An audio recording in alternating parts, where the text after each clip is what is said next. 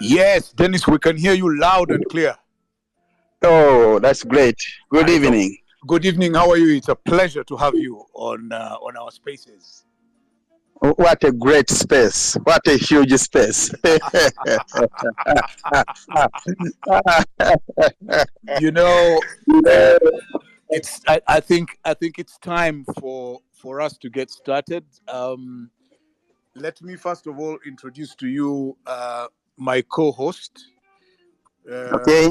Mr. Otoa Tone, whose claim to fame in Uganda is a certain activity called roasting meat. Good evening, Dennis. Oh, No, nice. but Nice to hear from you. Nice to hear about you, Tony. nice hearing from you too, Dennis. All right, guys, enjoy your show. Okay, it's 7 o'clock, and so we must get started now. Dennis, I am so happy that you put aside time Thank to talk to us today. How have you been? I've been great. It's been a Monday, and I've had a kind of a busy day and full of engagement. Actually, right from where we started, it's been really interactive since morning. Me, I thank you for visiting me on Saturday because you brought great blessings. We've had rain the whole day. Oh, wow. From 6 a.m. Up to round about 3 o'clock, it was raining. And astonishingly, by the way, the coffee has started ripening. So that's great.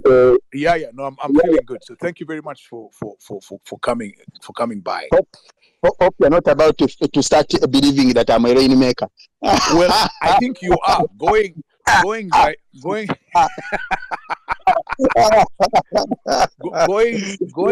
by what you have done at Sumz. You are a real rainmaker. I take it in Jesus' name. Okay. So, Dennis, I need to ask you, because yours, as I have told everybody who cares to listen, is a story of coming from the bottom. So right. I have to ask you a personal question, which is, who is Dennis Ngabirano, and where did life start? Who are your parents? How did you come all the way from? Where did you come from? Let's start there. Okay, Dennis Ngabirano is a teacher by profession. Okay, maybe I would start. He's a male adult. Of sound mind. Of sound mind. I'm Chiga by tribe. Yes. I'm born to a man and a woman by the names of Mr. Zinormuli Francis and Mrs. Zinormuli Priscilla. My mother is a peasant farmer, and my father is a teacher by profession. Okay. Where? So it's my father incidentally retired 3 years ago from the teaching service, and is in a head teacher of a chain of primary schools in Mukono district, beginning from where he started serving, that is Namiyango Junior Boys and Namiyango Junior Girls. Okay. So he taught in Nkoyoyo boarding primary school as a head teacher. He taught in Golombe primary school, Chikusa, Lubongo. There are quite a number of schools that he was heading. And actually, I equally attended the same schools because of the design. So I have a paragraph of primary schools that I attended. For me, from primary up to Makerere, one sentence. For you, primary school alone, you have paragraph. I have a paragraph. So there is this very, there was way back, I started my primary level nursery at Namiyango Junior Boys. Okay. And then I also attended the girls' school. Hey, what were you doing in the girls' school?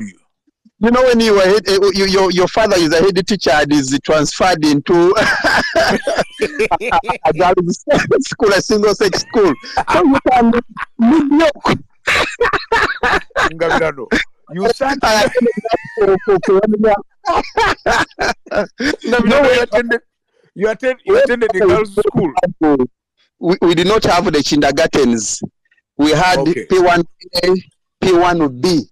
So that was the kind of structure. We would start right away in P1A. So you attend P1B, then you go to P2. Yes. There is this very interesting kind of experience that we went through.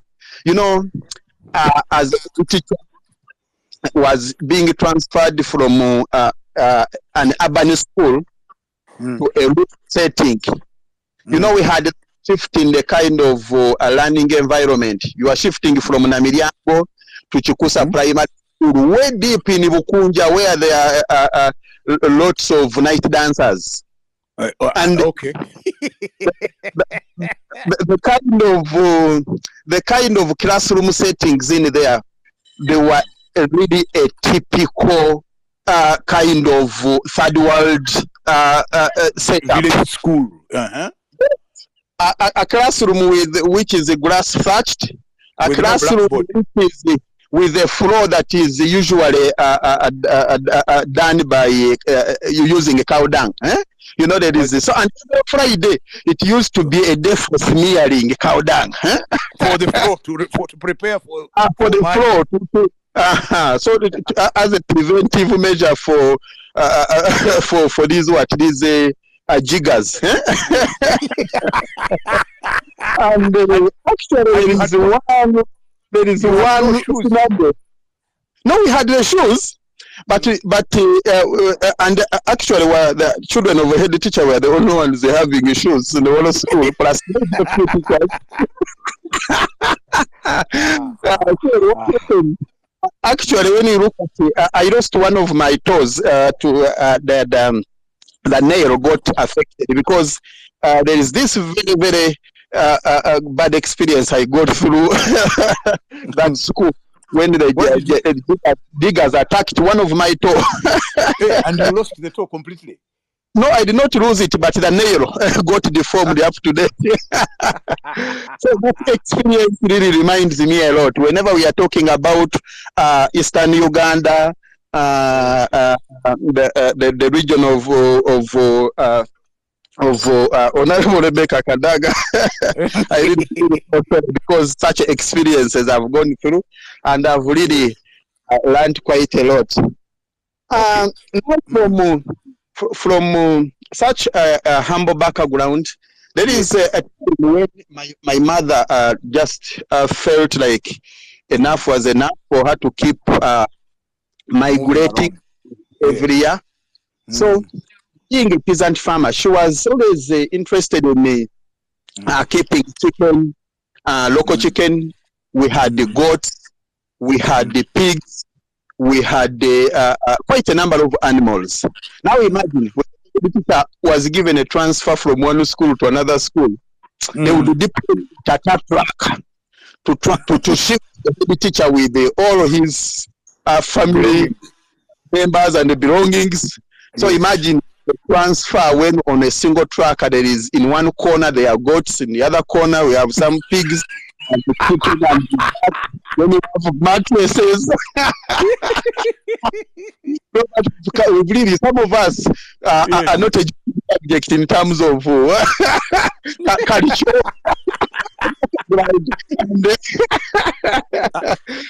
That kind of experience I will not forget. From that kind of background, here comes Ngabirano sailing through such storms, and when I completed the senior 4, I had a very good first grade. Where did you do your senior 4? I did it at St. Badu Kudembe, at Kisoga, senior secondary school. But I had a very good first grade of 18 points in 6. Okay. Okay. But believe me, by then it was a very good score because I had only credits and distinctions. Now, my father says, no. Ngabirano, you will make a very good teacher. Okay. So I am taking you to a teacher's college. So I tried to resist. I'm saying no, but Daddy, now look here. They are going to start saying that I am an academic failure. How do I go to a teacher's college? Yes. So he said that way back, to qualify for the teaching profession in the 1960s, 1970s, when you were being taught by the white men, he told me they would pick on the academic giants, and such academic giants are the only ones that would qualify to go to a teacher's college. So, if you are thinking, yes, so that I should now change the thinking that teachers' colleges are for academic failures. So he asked me to go and become a change agent. That to go out there, that whoever asks you why you have come to a teachers' college with such grades, just tell them that you are a change agent.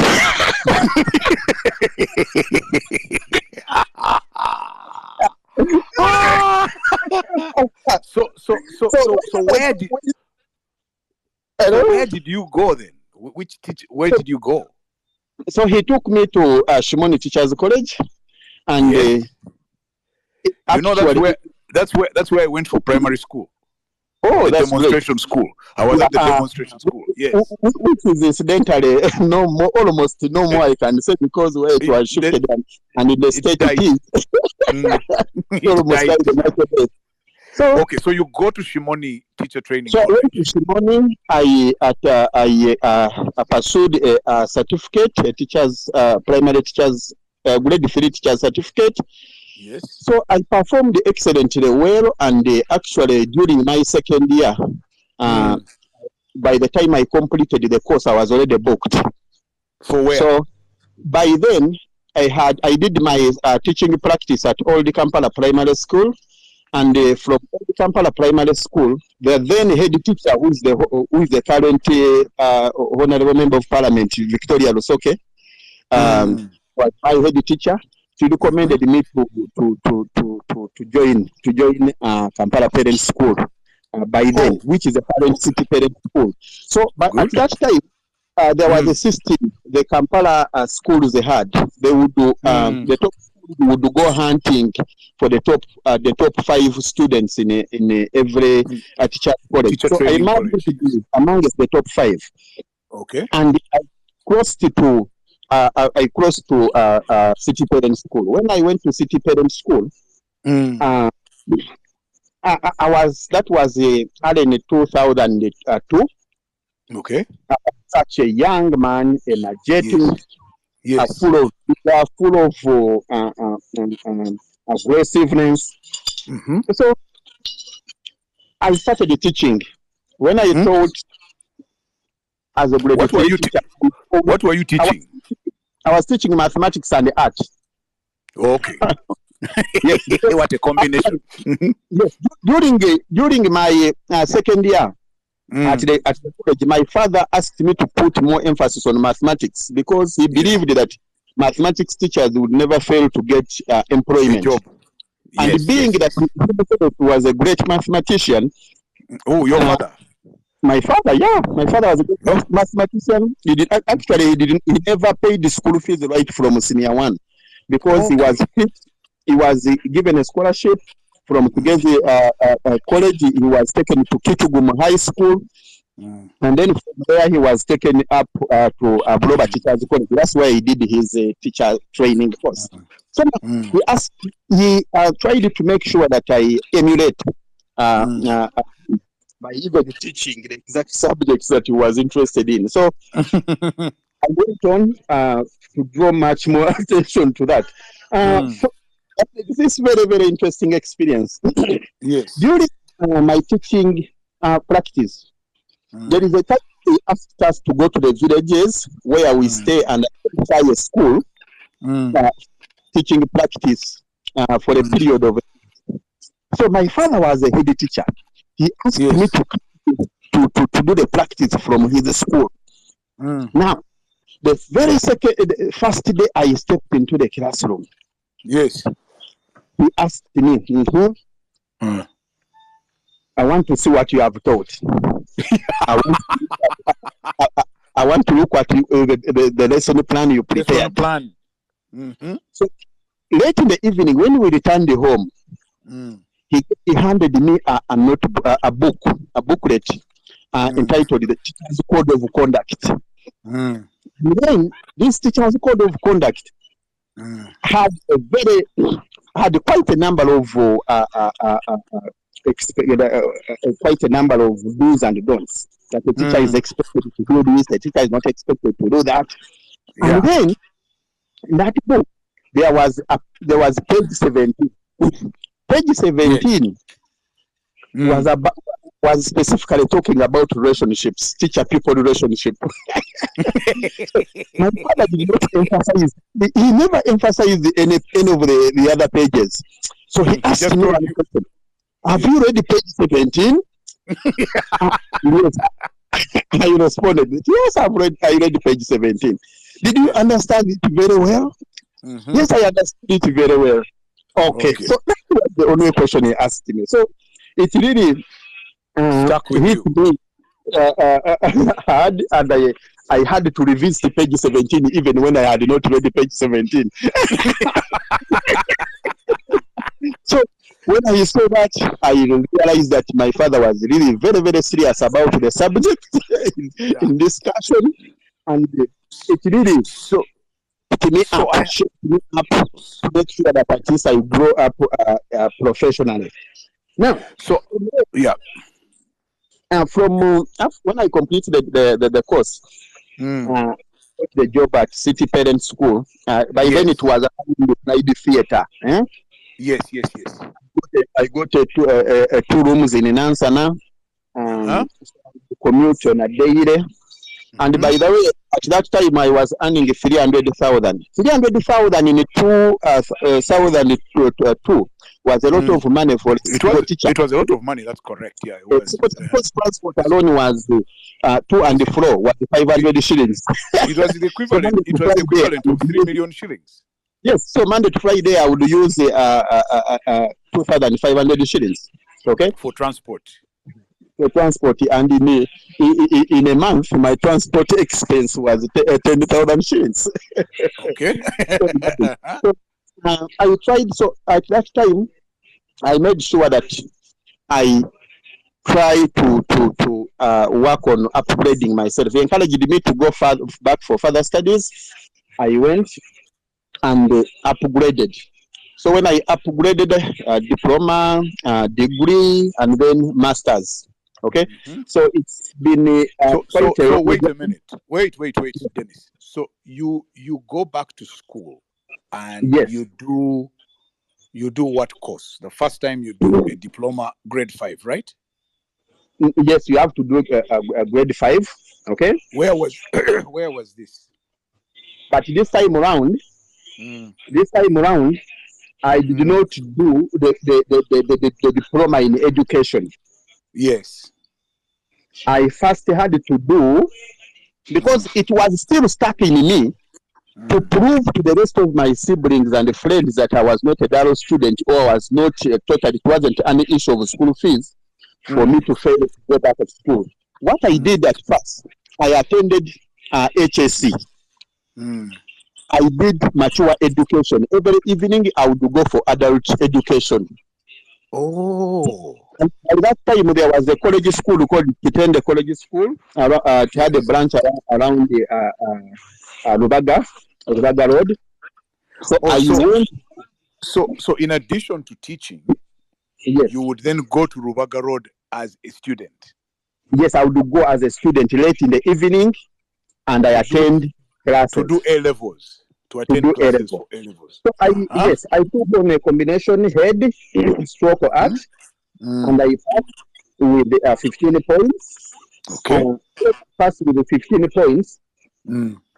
At least I got that satisfaction in my mind that, now at least I am also an A-level student. Okay? So I got that inner satisfaction. because I would look at all my siblings crossing, none of them are branched to go at senior. They went straight to. Okay, so after that, I went and did a diploma. Yes, I did a diploma in education planning and management. Where? That was still an evening course. Where? Hello? Hello? Yes, hello? I can hear you, Dennis. Go ahead. Yes.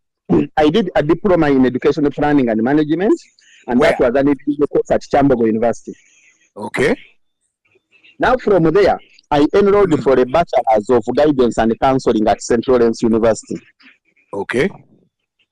So now my life was now tuned to evening learning, evening lectures. So like I would do course after another. Dennis. Yes.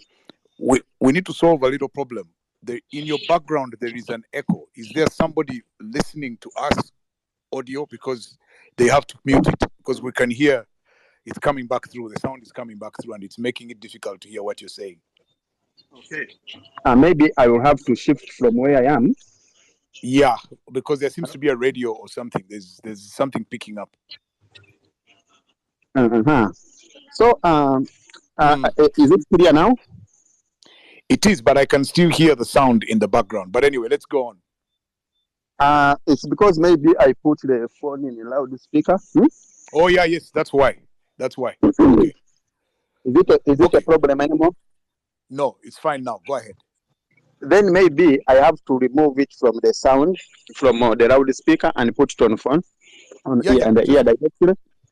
Not necessarily. We can hear you. It's fine. Just okay. Let's leave it there, because I don't want to lose you. It's fine. Let's. Okay. This is good. Let's go on. Yeah. Okay. So when I pursued after completing, you're studying at St. Lawrence while still teaching. Yes. Okay. So after my bachelor, during my course of study,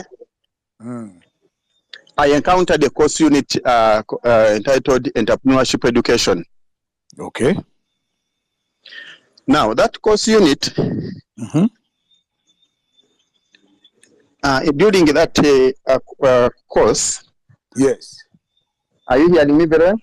Yeah, very well. You talk.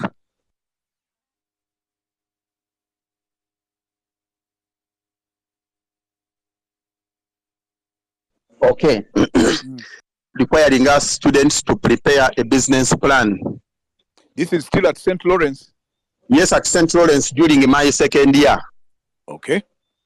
So we were asked to prepare a business plan, and I basically prepared about goat rearing. Okay. I named my project Ngabi Stock Farm. Ngabi from Ngabirano. Yes. But because I was used to seeing a lot of goats at home, and my mother loved goats, so I thought that I would also become a very prominent goat keeper.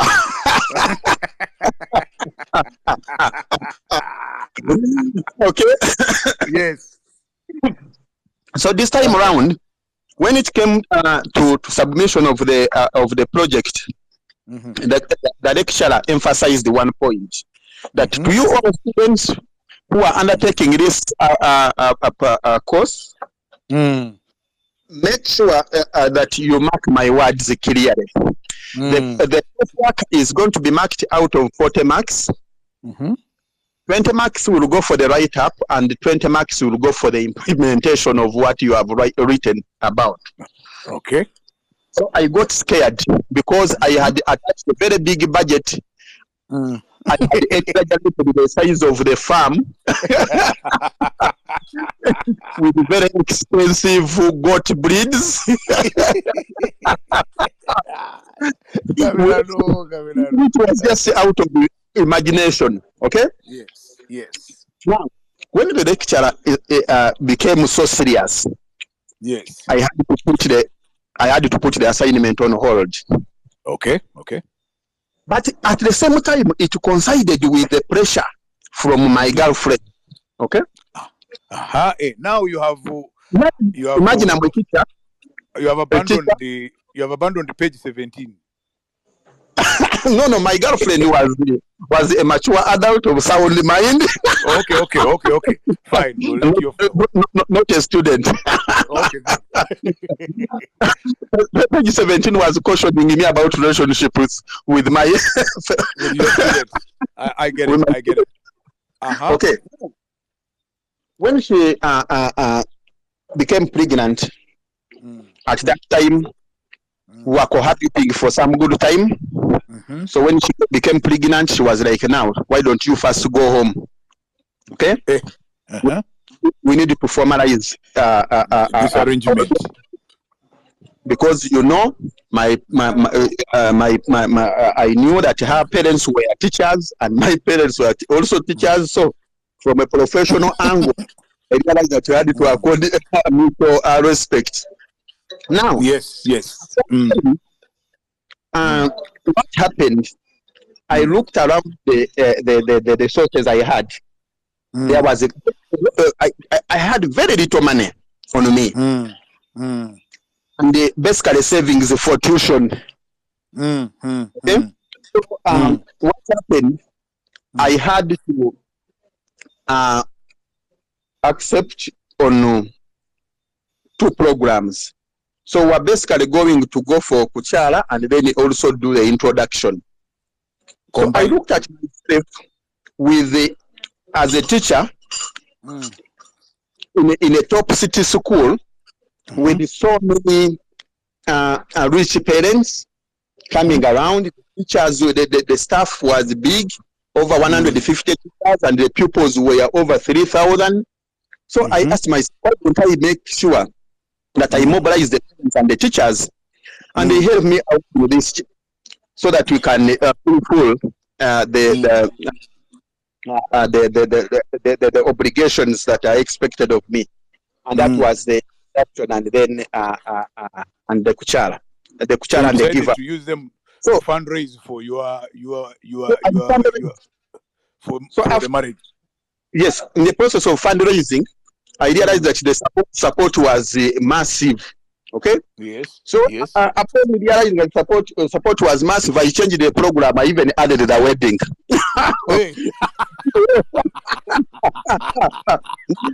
So imagine, I was a student. Yes. I combined. So when the support came, we wedded on the 22nd of August 2009. Okay. Now, the wedding, I realized that there was a cash balance of 620,000. Yes. When everyone was paid, all the service providers have been fully paid 100%, and nobody was demanding. So we booked the hotel. It was also paid, and still we had it. So after we wedded from Christ the King Church, and after the wedding, I asked my bride to ready for honeymoon. Now this I found.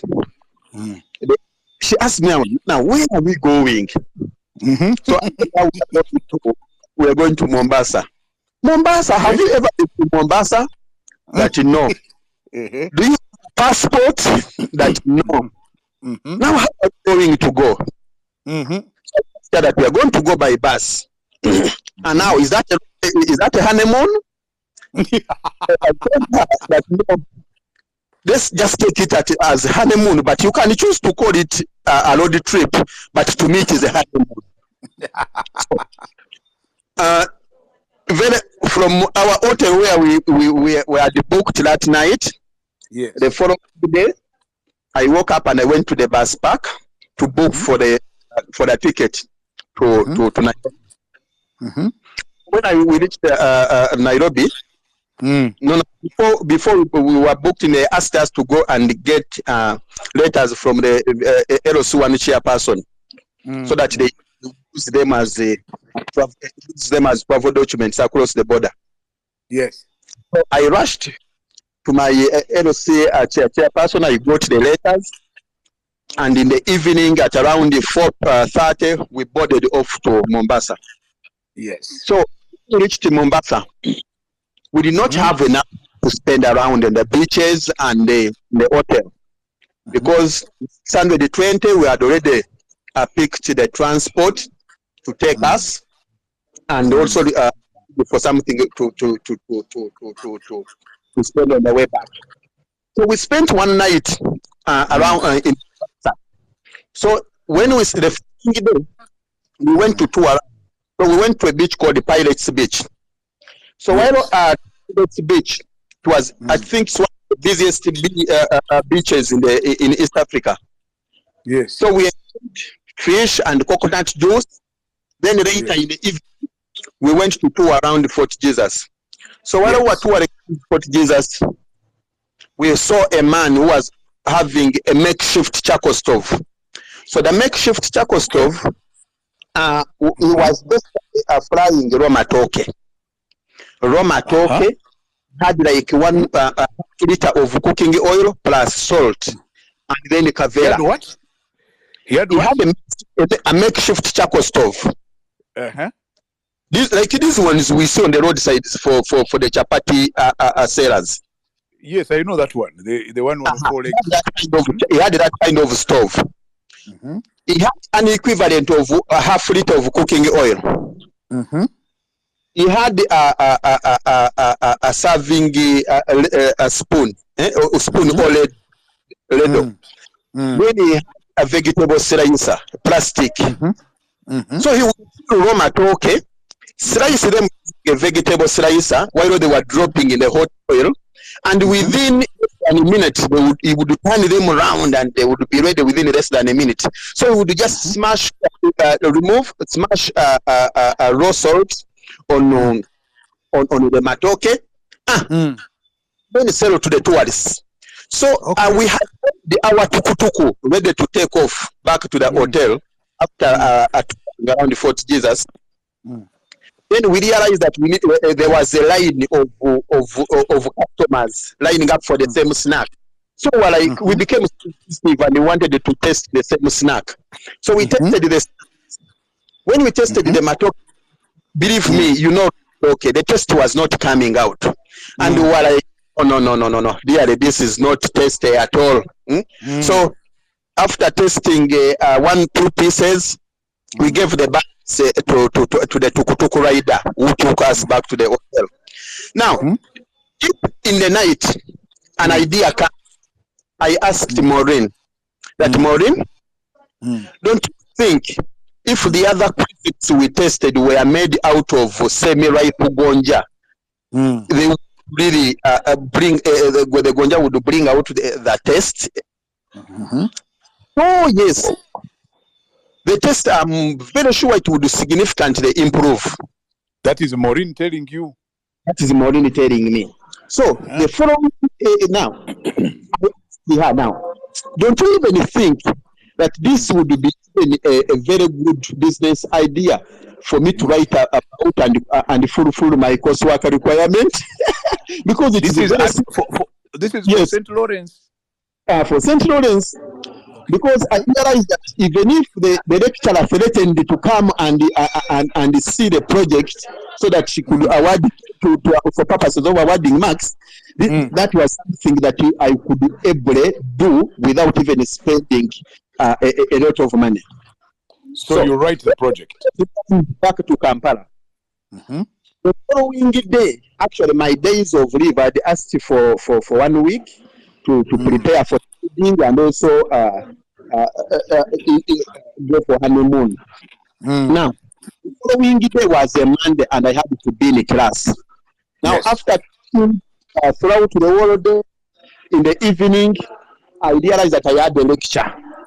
So when I went back, the lecturer reminded me, Ngabirano, where is my coursework? So I told her that, Madam, I will submit tomorrow. So when I turned late back home, that was because the schedule was go to school, teach, after school, go for lectures, board the taxi to Nansana, and I would reach home at around 10:30 p.m. So that night, I asked Maureen to keep around. She asked not to leave me behind. I told her I had the coursework. So the work that I was preparing, I had chosen to do copy and paste. Yeah. In the other business plan which I started with, I did a copy and paste. Where there was a goat, I would do cut, okay, Put it. Paste the gonja. Where there was water, cut, then put cooking oil. So it was copy and paste, and within a few hours I had finished the swap. So after swapping, the following day I returned to the university. I told my lecturer that, Madam, I'm very sorry. The reason I was really not submitted on time, it's because I realized how serious you were about the implementation of the project, and yet the project required a lot of money which I did not have. But this time around, I have come up with a very simple business model which I strongly believe I can easily implement. Even if you ask me for samples tomorrow, even if you ask me to come tomorrow on the site and supervise, please, you are most welcome. So she looked at it. When she looked at it, she said, oh, this is very great. It's very good to be true rather than hiding around. So when I gave her, she looked at it and she made a few adjustments. The budget was of 43,000 Ugandan shillings. So she was like, 43.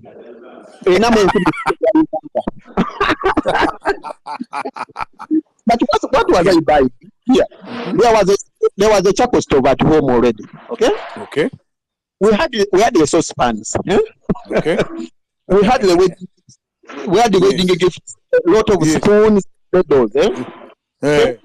We had the mats. We had basically all the wedding gifts were we are looked at as a very good resource for start.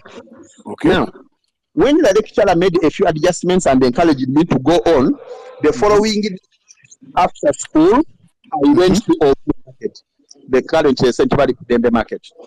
So when I went to St. Valley Kudembe market, I bought gonja, which was semi-ripe, worth 5,000 shillings. It was part of the budget, part of the 43,000.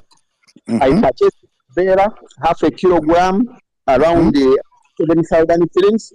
I purchased a packet of candles. I purchased 1 liter of cooking oil. I purchased I purchased them, and then I went for lectures.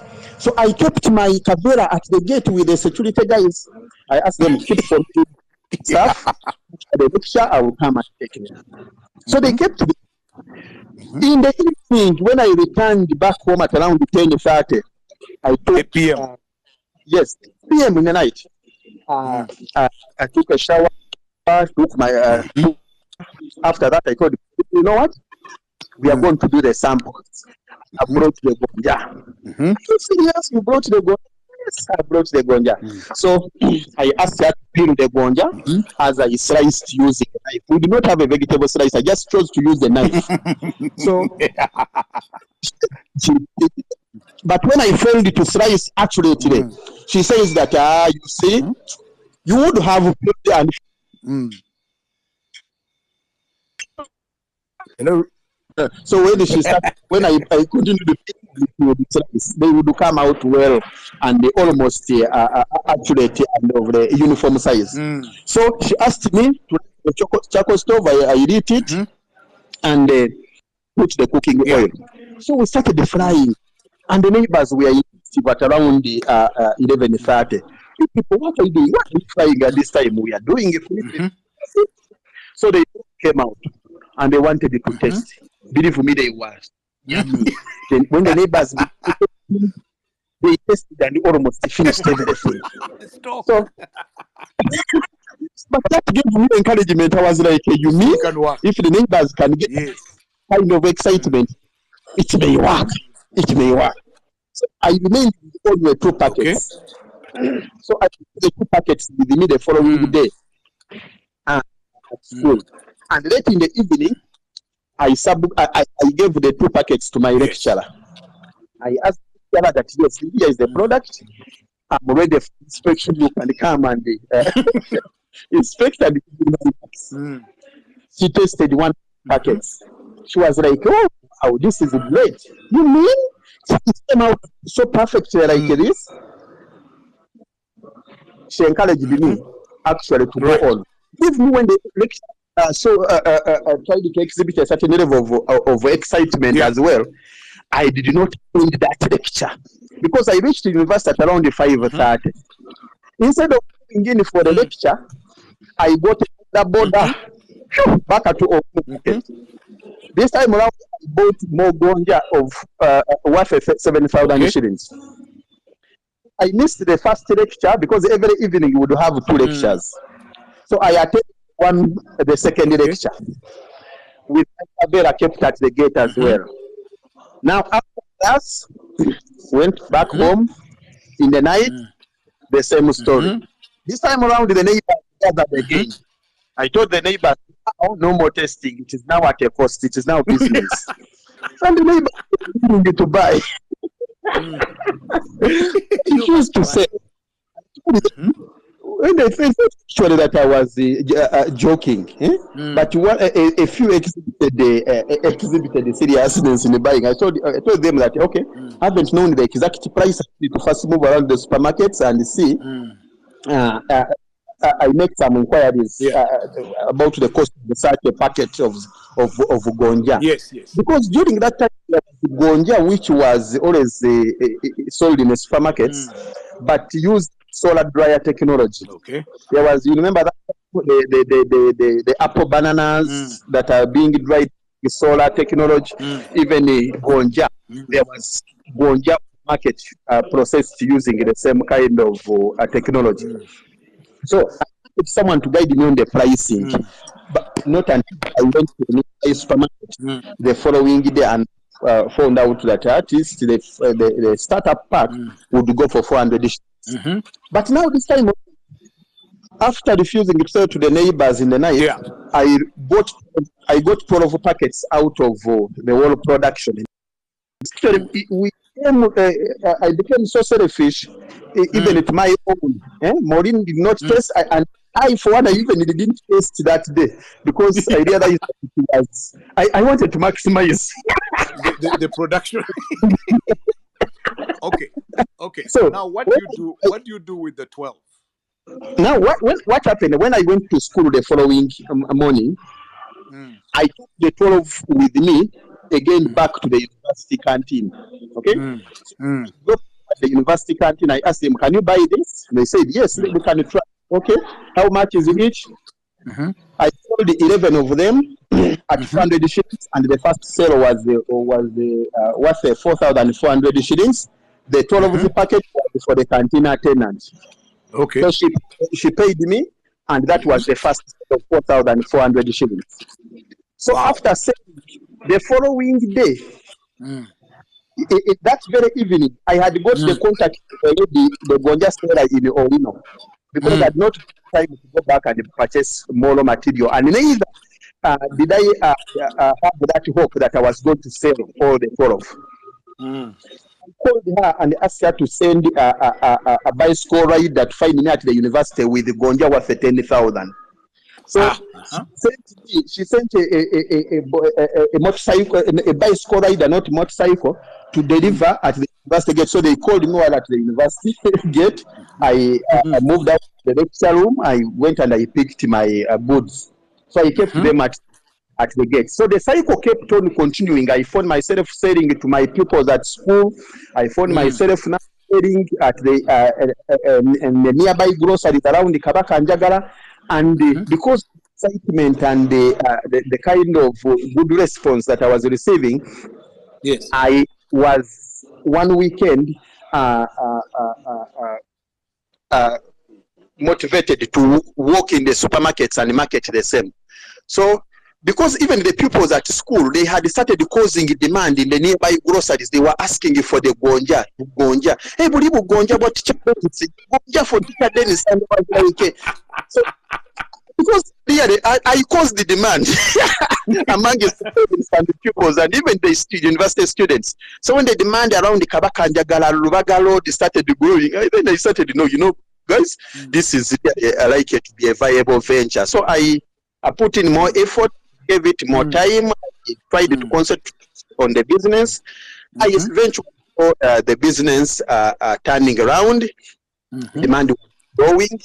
Mm-hmm. After like 2 months, I got holidays at the university, so I did not have the evening lectures.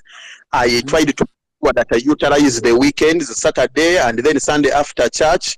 The next thing was vending. So we chose to run a daily routine of doing a production on a daily basis as we stock the products that we could not sell at that time.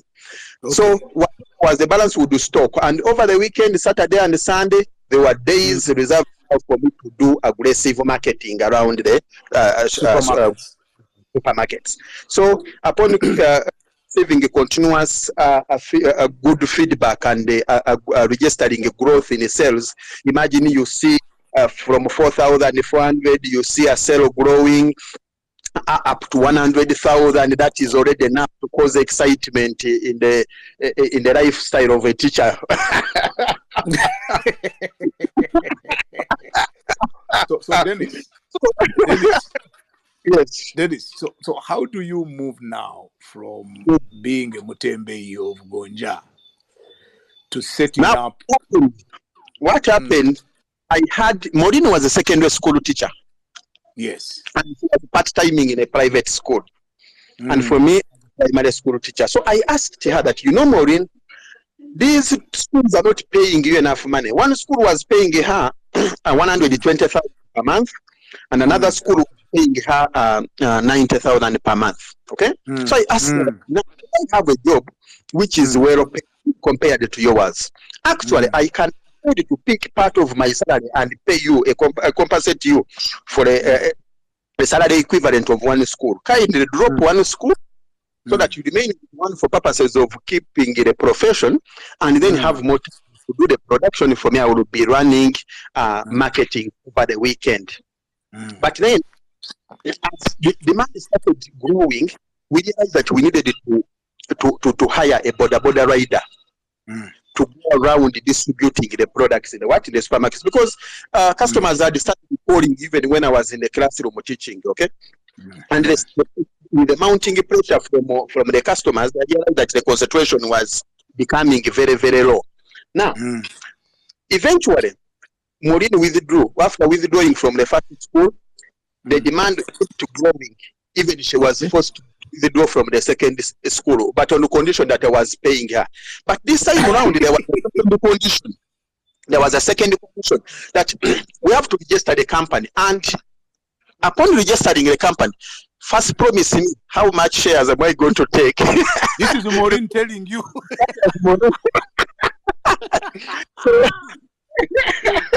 So registering the company, and I promised her, I promised her 20% shareholding. So I allocated her 20%. She was excited. On top of earning a salary, she has a 20% shareholding in the same company. We registered the company in 2011, in November. Now, after registering in 2011, she dropped the secondary school. When she dropped the secondary school, now there was more time for her to recruit some workers. So we recruited some workers who would help out in the production. And then we found ourselves shifting from a veranda to some kind of temporary structure, which we constructed in the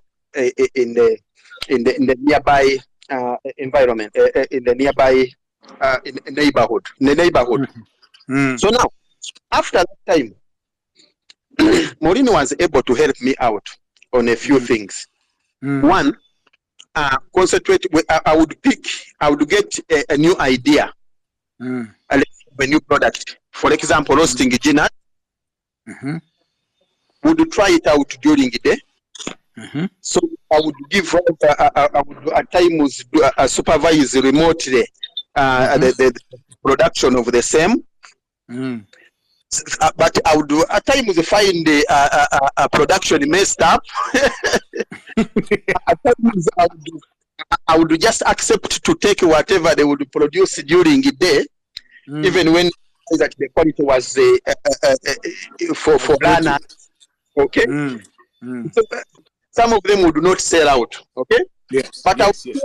them out to those that were not really so perfect. I would give them to my to the staff members and the university students, as a free samples.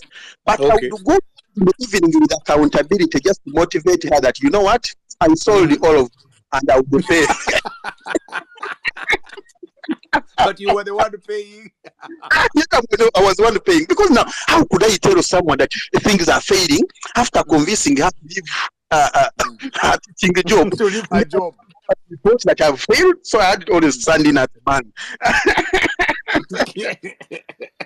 So now, bachelor's course. When I completed the bachelor's, I was like, now I need to aim higher. I need to enroll for a master's. I enrolled for a master's degree at Ndege University.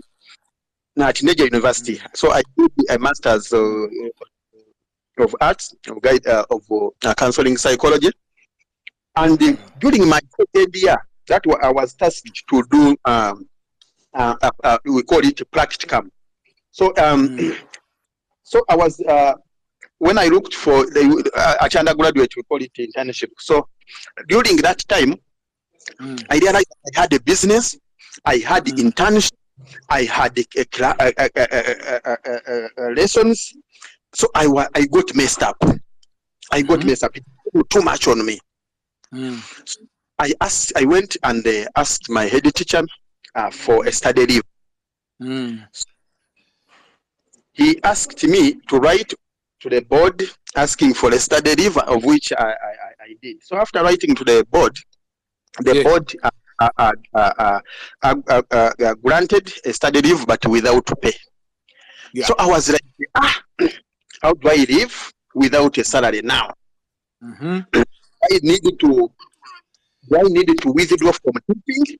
So I did delaying tactics. I asked my head teacher that now, since it is without pay, I need more 6 months to prepare myself.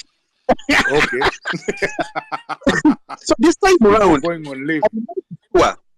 I gave myself a challenge of not visiting the bank account to pick on the salary. I wanted to see if I could survive for 6 months without a salary. Without salary, yes. I did not visit the bank account for 6 months, and it happened for 6 months. So I had to survive with my family on it's from the business.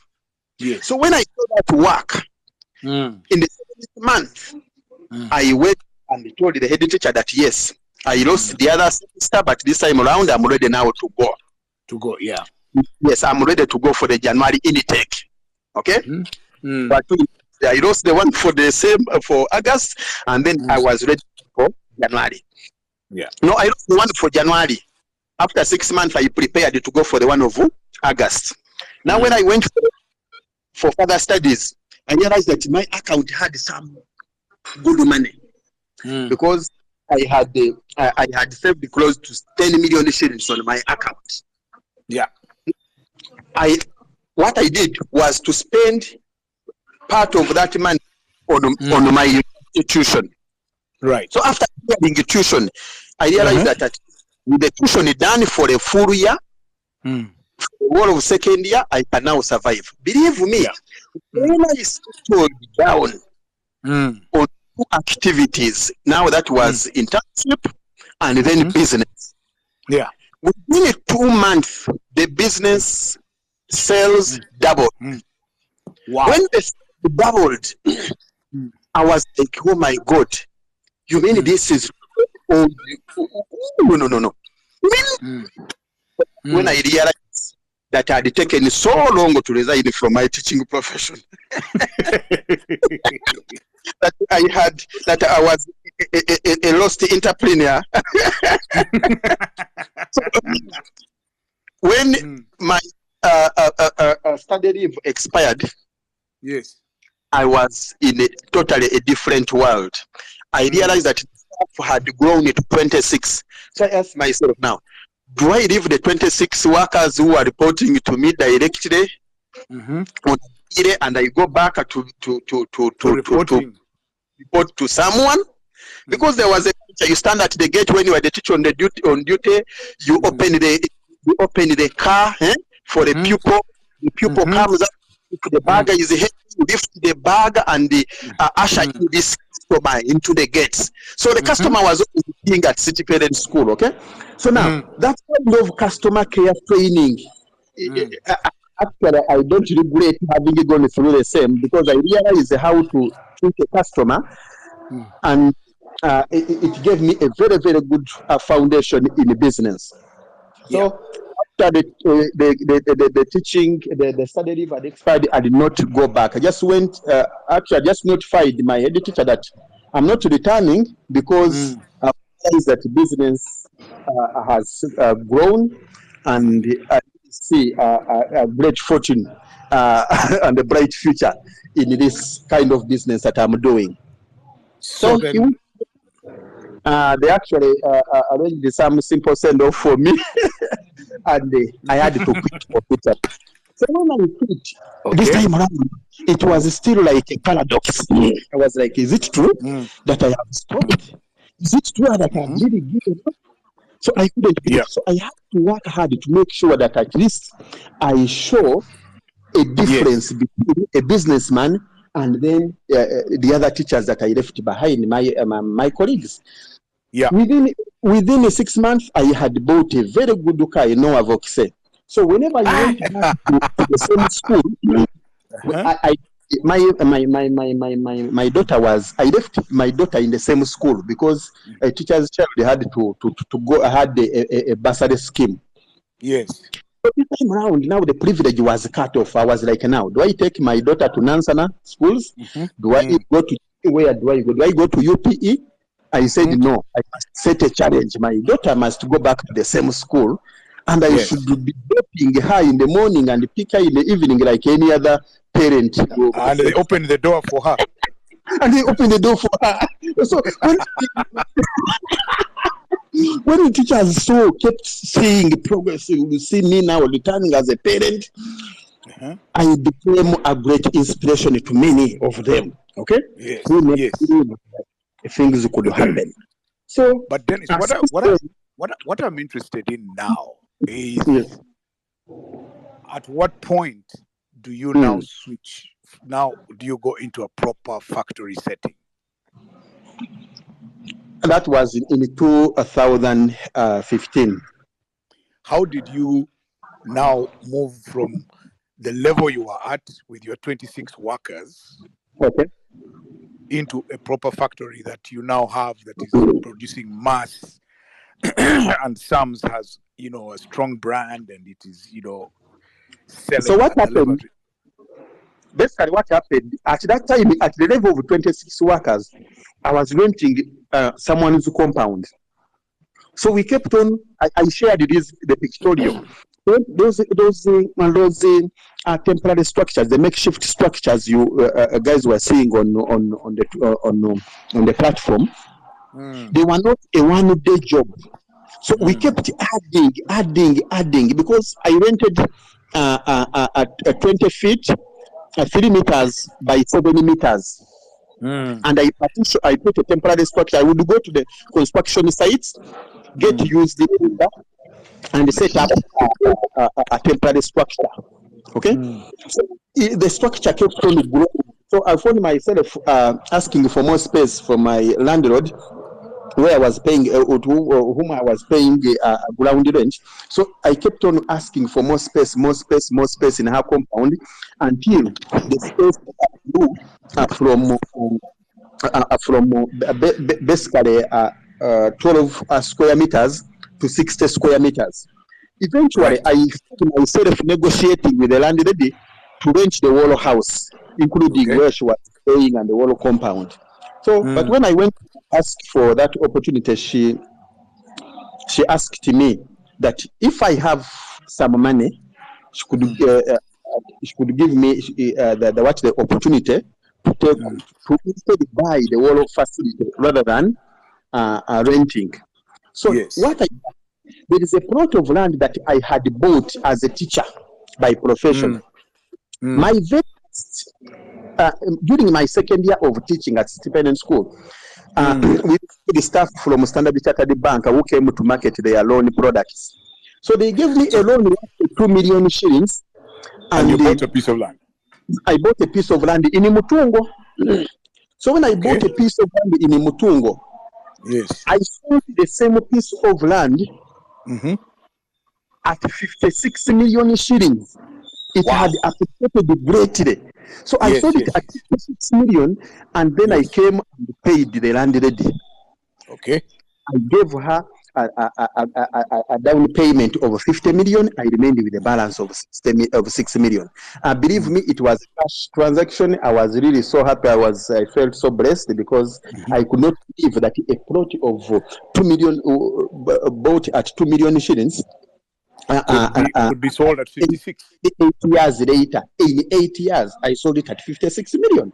So I used that money to buy off the property. I paid half. So when I paid half, I took that agreement to Centenary Bank and I asked for a loan, a business loan worth 150 million shillings. So when I went to Centenary Bank to ask for that loan, they asked me that, hey, okay, Ngabirano, what are you doing? And I'm making a receipt. So have you ever borrowed with us? Yes. When did you last borrow?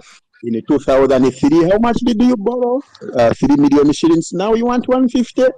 No. This is over graduation. Someone writes on my Someone writes me. But I told them that I have a business, and besides, I'm giving you security. Yeah. You are giving us a security, which is Ngabirano, because the land was not titled. Okay. So how is that decision resolved then? Now, what happened? They agreed to give me half on the commission that I process Chapa Mongaro. Okay. So we went into memorandum of understanding with the Buganda Land Board to process Chapa Mongaro, and they hand over the Chapa Mongaro to Centenary Bank, and then give me the money. So they gave me 75 million. I cleared the land, the balance, and then I started doing a professional kind of job in terms of production, because I had myself shifting from the temporary structure now into the permanent house in which the landlady was sleeping in. Now, after like 3 months, there was a Muyindi who had a similar business along 6th Street industrial area. So this Muyindi was making only crisps. So the Muyindi who was doing production of crisps and the supply, he had hired a very expensive warehouse. Now, a warehouse at $3,000 per month, rent plus the performance of the business, the business failed to perform so well in the market, rent became a problem. So he had to close. When he closed the business, he came looking for, because he realized that Sumz was strong in the market at that time, but Sumz never had any form of equipment that we were using. We're just using a firewood, we're using knives to peel the potatoes and the gonja. So he asked me to purchase the whole set of equipment. He had a very good potato crisps fryer, he had a packaging machine, he had a potato peeler, he had a potato hydro, we call it a dryer, he had a modern cooking stove which uses diesel. He had quite a number of small tools. Now, so to me what you call goodwill. When I bought everything, did not have 3-phase power, electricity. In Nansa now, where we were working from. So, at that time, the other loan which I had got from Centenary Bank, there was after clearing the land ready, there was a cash balance which I used to transform the same house into production facility. Okay, and also bring extended the 3-phase electricity line. Right. So that was enough to start me off in that direction. Now, believe me, the Indian brought all the equipment to me. We agreed that we agreed at a price of 120 million shillings for goodwill. Mm. I did not have the money. Mm-hmm. I actually had only 6 million shillings. Mm-hmm. The Indian put all the trust in me because he was stuck. He brought Mm-hmm. all the equipment. Mm-hmm. Even if someone was selling it to you, even the cups and the plates, Everything that was in his warehouse was brought to you. everything was brought. So Okay? how did you pay him? And I did not have the money at that time to pay the what? The Indian. So where did you So get it? what happened? I went back to the same bank and I asked for a loan upgrade. You get the point? When I asked Yes. for a loan upgrade, I had to mortgage the same equipment. Okay. So they gave me after that was after 3 months. So they gave me an additional 40 million shillings. Mm-hmm. So with 40 million shillings, they paid directly to the Indian. So when they paid the Indian, we agreed that I would pay the rest of the money in the installments. Okay. But Indians being aggressive in nature, when we shifted all the equipment and started the production using the same equipment, believe me, they would report to Nansana on a daily basis. To come and get to kubanja you. No. He would camp around to supervise the business. He gave us, he installed the equipment at no cost. Yes. I would only give him a lunch and the transport to and fro. So he would come, teach us some of the Indian recipes, help us to do to learn how to use the equipment, help us with the process improvement, and within 1 month, the kind of quality we were selling on the market was next to Pringles. The crisps were class above ordinary. The crisps were a new chapter in the market, in the Ugandan market. And the guys were like, is this a Ugandan? Or this is a Chinese who has set up a factory? You mean Ugandans can produce this? So it was totally a new definition. It was totally high quality crisps. Now, on top of that, I would go with the same Indian to the field to market. So he would teach me how to market. He would teach me how to make sure that I work on the people first in, first out. He equally gave me some of his customers that he used to supply at that time. So, but he never told them that he had sold the business. So when we would go in the Indian supermarkets, he would tell them that you have got a new business partner. Now we have shifted the business to Nansana, so we are working together. So they would embrace us as supplying. So he was very generous. So we would supply, and by the end of the year, business was totally different story. The banks that were not giving us money, number of banks would come left and right to do what? To give us funds. But I realized that demand had grown, and I had to now seek partnership with a bank that could give us more money. So we got a bigger loan from NC. There was some pending balance in Centenary Bank, which NC Bank bought off, and they gave us 500 million shillings, which we used to construct the new facility. Yes, so, but in the same location. In the same location, okay? Yes.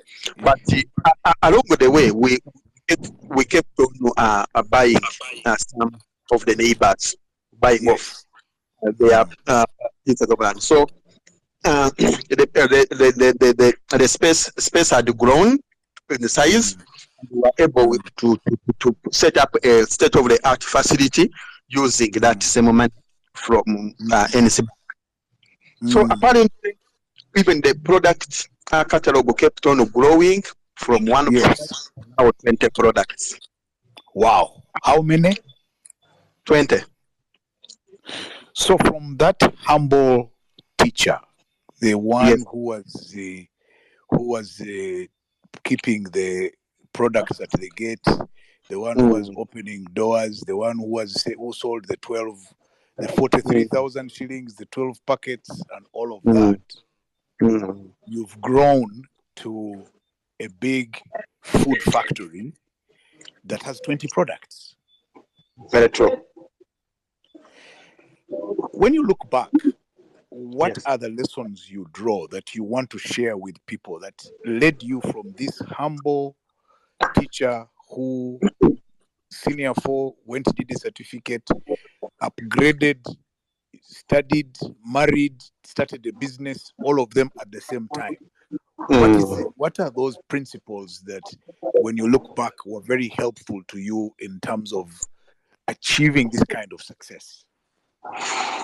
I must say, I've learned that it's very important to be humble. As a teacher by profession and with that kind of background, I've found myself growing the background of goats, goats, chicken, pigs, and now into an entrepreneur. I have really not caused any form of excitement in my lifestyle. I've remained a humble person. Even when people find me, they say, "This is the owner of Sumz." I said, "You mean is it? But this guy is like any other." This guy, even when we go to the band, there is a lot of beer. I just don't get excited to take more than 2 because I have tuned lifestyle to remain a humble person because I have found myself putting all the 24 hours at the right full use. Because now you have a schedule, you have to go to work, you have evening lectures, you have production in the night, and at the same time, you have marital obligation, you have to make a babies. Those ones are important. Then you have to So I found myself trying my best to say to it that I put every minute of my time into the right full use. Because even when I was still teaching, I would make sure that I spare, on top of that tight schedule, as a very good teacher of mathematics, I would find the time to do tutoring. You call me to your home, you have a problem with your learner or your son or daughter who is not grasping numbers very well. I would do tutor for 1 hour. And on top of that, after tutoring, actually every Saturday, I had one tutorial class, and every Sunday I had another. On top of my busy schedule of supplying the precepts left and right, I would come with my small car, park it in your compound with the stock. I do the tutoring for 1 hour. Then you go and sell your. You give me my 30,000 shillings. The 30,000, I go back with the 10 liters of cooking oil. I add the same money in the business. So I found myself tutoring, doing business. So I have always been a busy person.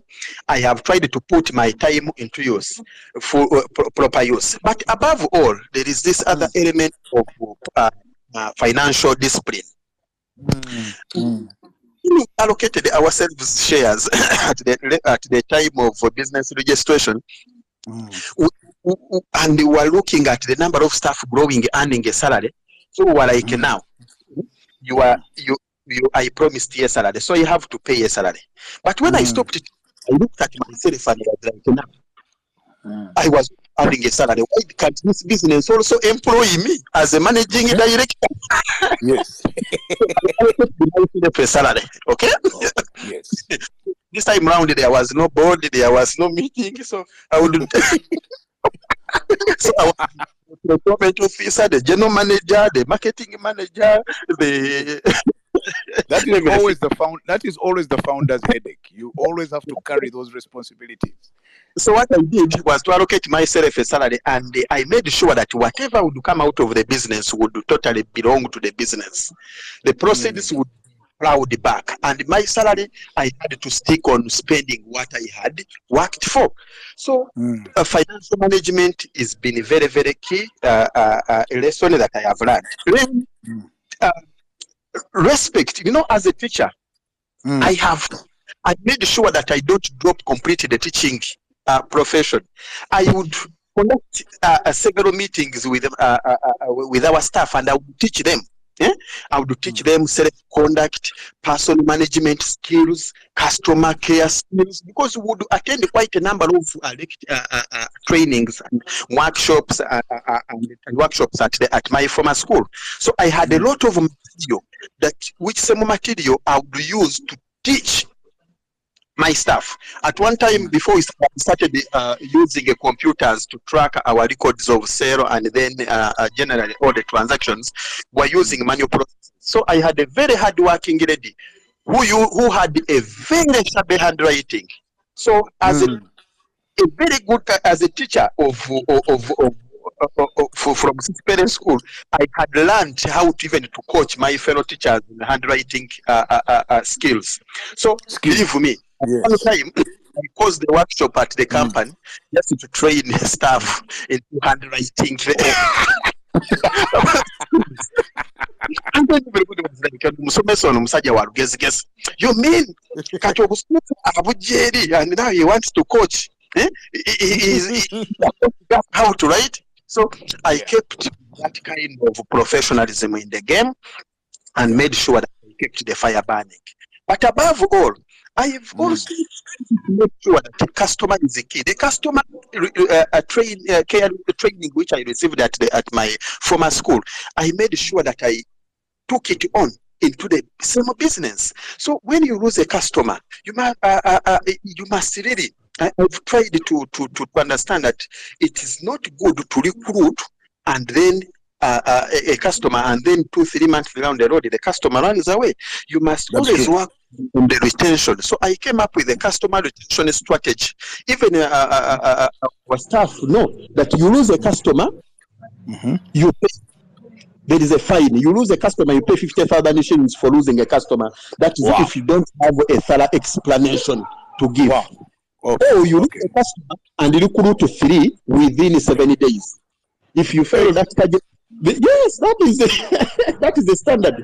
We do the one recruit to 3 in 70 days. If you fail, you lose 50,000 shillings. You have to chop it off your salary.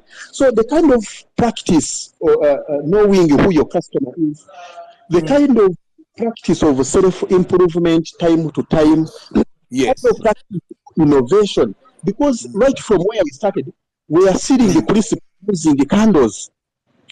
Then I had to using a charcoal stove. You know, you would fold the cavera backwards like this, and then using a charcoal stove. Okay. Then a charcoal stove to an iron to the iron box, box. Then from the iron plastic. Yes, sealing the plastic bag. Then from the ironing box, then to a hand sealer. Then from a hand sealer to another type of which is called a pedal sealer, where you sit on a stool and use your feet to operate the sealing machine. Then from there, an automated packaging line. So Dennis. Yes. First to go back. You started by sealing your packets using a candle. Candles. You remember I told you that the budget of 43 included the cost of one packet of candles. By that time, the packet of candles was at 700 shillings. So you started with candles, then you went to a what? To the charcoal stove itself. As you were flying using the charcoal stove. Yes. I am seated on the stool in the sides of the charcoal stove, sealing using the body of the charcoal stove. The charcoal stove being a sigiri. Yeah, the sigiri, using the yes. Then from that time, then we have to upgrade now to an ironing box. You know, these the ones we had in the villages. This one, where one was of charcoal. So now you are sealing your packets with a flat iron, the one of charcoal.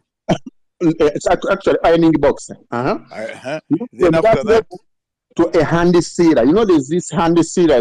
Yes, I know it. Plug it with electricity and seal one side. Okay. Then after that, now to a pedal sealer. There's a pedal sealer. Now you sit on a stool. Yes. And then operate it using your feet. Feet. And then from that one, the pedal, now to an automated packaging machine. Wow, that was your journey. That's the journey. So basically, go on. There are quite a number of lessons that I shared in the afternoon, ranging from patience, being patient. When you are patient and you work hard, you see things evolving, being able to identify yourself, loving what you do. Because even up to today, even if you phone me in a V8, I cannot shun away from telling you that I am roasting granuts or I'm doing bajia as my business. Okay, so Other people feel shy. comfortable. I feel comfortable to talk about what I am doing. Some people shy away from what they are doing, yet it is what is feeding them. Okay, exactly. So when I see you're leaving a world-class state of the art office to go to visit farm and start collecting coffee beans, I look at it. Teaches me that this man loves what he's doing. Exactly. This man is in love with animals. This man is in love with his Gonja garden, and he can proudly talk about it on all social media platforms. So, all others may be out there saying that, how can you leave an office and then you go start digging? No, someone is someone has already seen gold in what he's doing and is proud of doing what he's doing, and with his kind of social network, he can sell even times two the price at which the others may be selling the same product. Absolutely. So tell me. I have also learned that the social networks are very important. We have to make sure that we use the resources around us to make sure that we improve on our businesses.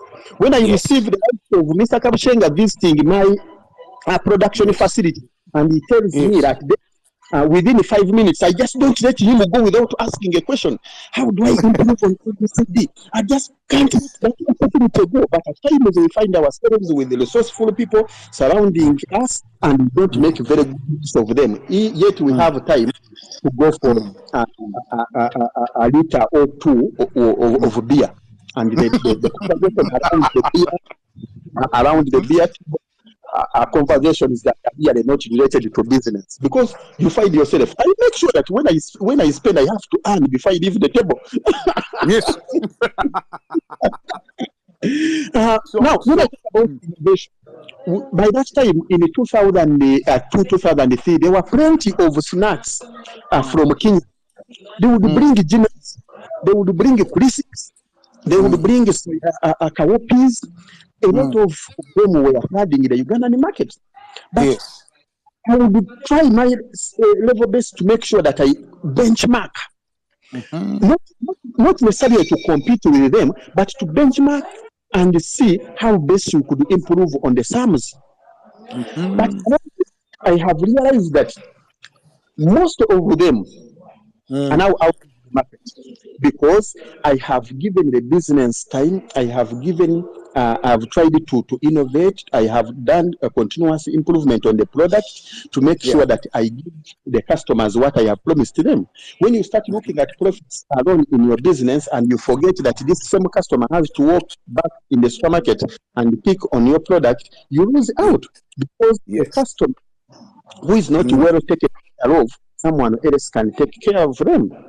And we have that in my office, that if we don't take care of our customers, someone else will. We use it in away.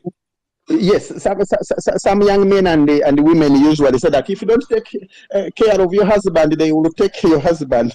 Why don't we speak business that if you don't take care of your customer? Because everyone is doing business. Everyone is doing business in whatever aspect you're doing business. Absolutely.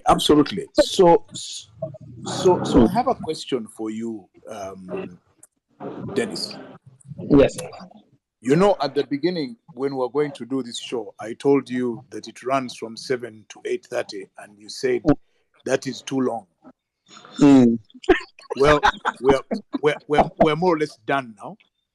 And so I want to ask you, the young people listening to you, even us, the older ones who still are interested in learning, what is the single most important piece of advice you would give us,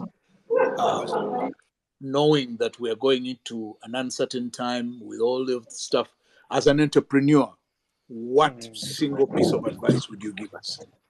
It is really challenging for you to ask me for a single piece because I don't know which one is really weighing more than the other. But it's a number, or to summarize, is that let us, if you have a business idea, start right now. You don't need to first leave your abandon your professional job to start a business. There are quite a number of opportunities which we can tap into to do business. And the moment we see that you see that the business that you are doing has reached a certain level, then you can withdraw. Some people want to first withdraw from their jobs to start a business. That is very wrong because you never know. Some entrepreneurs are made while others are born. But now, the moment you have had that kind of background, but even when I was asking myself, remember my mother was a farmer, and whenever she harvested, if it was a maize season, every evening the child had to vend maize. Believe me, Robert, I vended maize during my P3, P4 age. I vended maize. And when I vended maize every evening, yes. Which maize, roasted or boiled? Boiled maize. When I see these boys and girls on the streets vending maize, I just look at it what I was doing because that was the same. I had it in a basket. I would put it in a basket then vend. Yes. So when I saw my mother purchase Manyiga Rale, there was a bicycle called the Rale. Rale. That bicycle, to buy a Rale bicycle out of such a business was such a great motivation. It was an achievement. So I worked so hard and I bought. My mother bought a Rale bicycle. So some of this kind of work that we are doing, it may seem to be very dirty, but that's what money is. If you are put on and think that money is going to find you on your table, we have, ladies and gentlemen, to get out there and hustle. There are lots of opportunities out there which we can tap into, but we should not actually cling on and on. When it fails, we are not all meant to be entrepreneurs. At times it is you can try your talents somewhere, but never give up on what you have thought of doing, and make sure that whatever you are doing, you formalize it. Don't dodge some of the processes. Like when I hear, because I for one, I was the very first Ugandan to sell in ShopRite because I had formalized. I had registered for VAT and I was paying a tax. I had registered for UNBS certification, so I was enjoying all the space because even up to 2018. That's when I got a local competitor who had a certified product.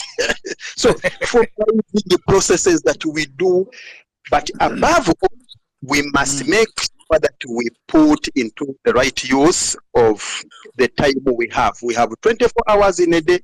Let each one of us give proper accountability for that time. Thank you. Cannot only be there. We are not saying that everybody should run and make a recipe or go into production or go and do farming like Mr. Kabushenga is doing, but there are quite a number of opportunities. Even you can use your phone to do a business. You can be an influencer of someone's business. We have people like Epasu that we are paying close to 5 million shillings a month. So when you look at such people who are just using their skills during their time of official duty, they are using their time right. So the moment we use our time and the resources around us, I strongly believe we can always get something out of what we are doing. So basically, ladies and gentlemen, I cannot forget to request you, each one of you that are hearing, just give me one gift tonight or tomorrow. Buy that Sumz Snack and recommend your friend. Let your friend also recommend their friends, and let their friends also recommend their great ancestors and family, friends, relatives, and in-laws. Spread the gospel that Sumz is the best local content on the market, and we are here to stay. We are ready for continuous improvement. We want to give you the best. We have launched an online shop. We can deliver the snacks at your door.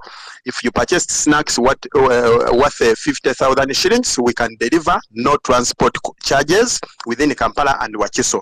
So just log into our website, which we will share, www.sumzfoodindustries.com.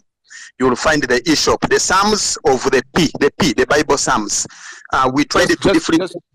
Dennis, just post it on the timeline. That's much easier. People will find it. Yeah. Okay, so Dennis, first of all, let me tell the guys listening that you talked of opportunities. Tomorrow, I will be hosting the CEO of MTN Uganda on the same chat and same spaces. So Mr. Wim van Helputer will be my guest tomorrow to talk about the opportunity that MTN Uganda has put on the table for those who want to invest and may not have the ability to do enterprise the way Dennis has done it, but you can be a passive investor and make money. So, Dennis, are you there? I'm there. Thank you very much, and have a good night.